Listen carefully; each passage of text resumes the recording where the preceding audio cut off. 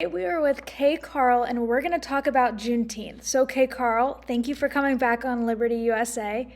Hey, my pleasure. Thank you for inviting me. Hope you're Yeah, having a good Juneteenth day today. we are. So, that's why we're talking today.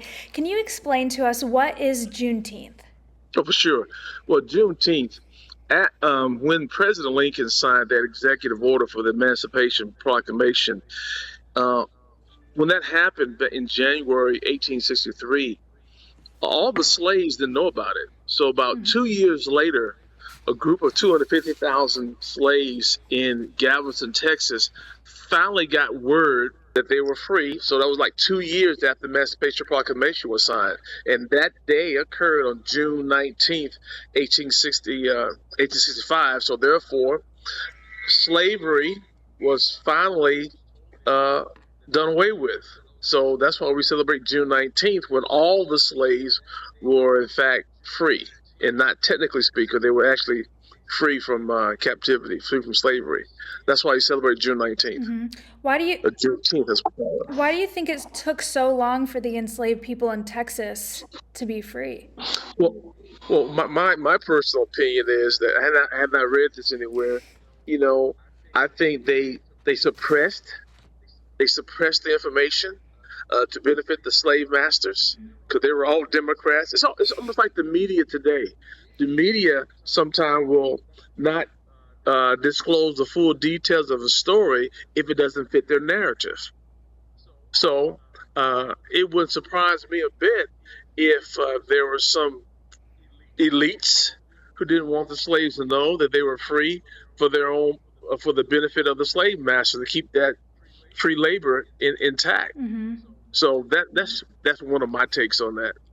Do you think the slaves were expecting to be free, or do you think this came as a surprise? I think it was came as a surprise. I mean, they had been in bondage for years. They didn't have access to information like that. They had no idea what was going on. So there was always hopes of being free. But they're always down. The slaves who were down south, especially in the southern parts of the various states, they didn't get a lot of information coming that way. So it took the Union Army, what, 2 years after 2 months after the Civil War, to get down to Galveston, Texas, and share the information with the slaves. So, but it was done. It was done. That's the key thing. How did Juneteenth become a national holiday? You know what? That's one of the most frustrating things for me. It was because of Republicans. Of course, Frederick Douglass was the fourth piece of the abolitionist movement, Republican Party. It was actually Frederick Douglass who declared political war to end slavery by becoming a spearhead while the Republican Party was started to end slavery. But in terms of celebration, it was Joe Biden, it was the Democrats who actually got Juneteenth pushed to become a federal holiday. So the Democrats are co-opting the history of the Republican Party, because the Democrats, they weren't about ready to free the slaves at that time, but it was passed. It should be nonpartisan. But look, people do things sometimes for give themselves a political advantage, and Republicans in this case blew it. In my opinion, they blew it by letting the Democrats having where they can fan the banner and say, "Hey, we did this for race relations," and with all the racial hatred history of the Democrat Party. It's kind of frustrating to me, but it was done, and conservative Republicans did not take advantage of it. Shame on them.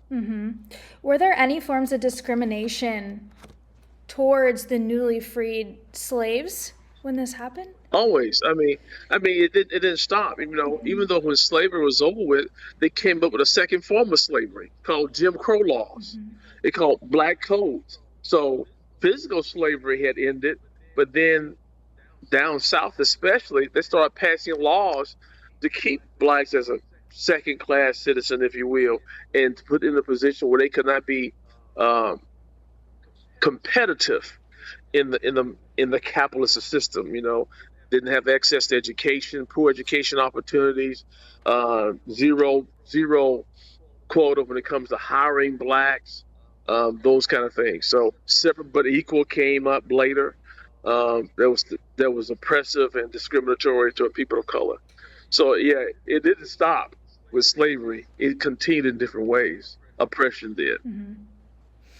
How can we continue to support Juneteenth? To me, and I have a 10-year-old son.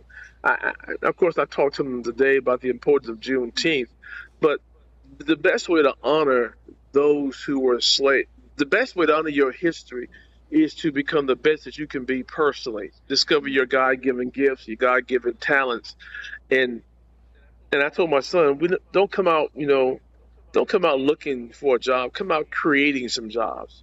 Sign the front of the paycheck instead of the back of the paycheck.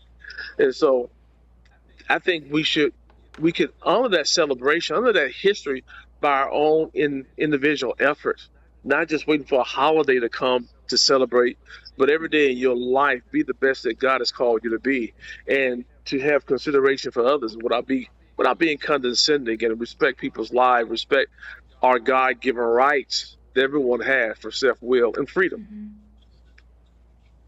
That'll preach. Thank you for sharing that with us. No, not a problem. Not a problem. Look forward to seeing y'all again soon. Yes, thank you, KCarl, for coming on Liberty USA. Okay, take Have a care. good day.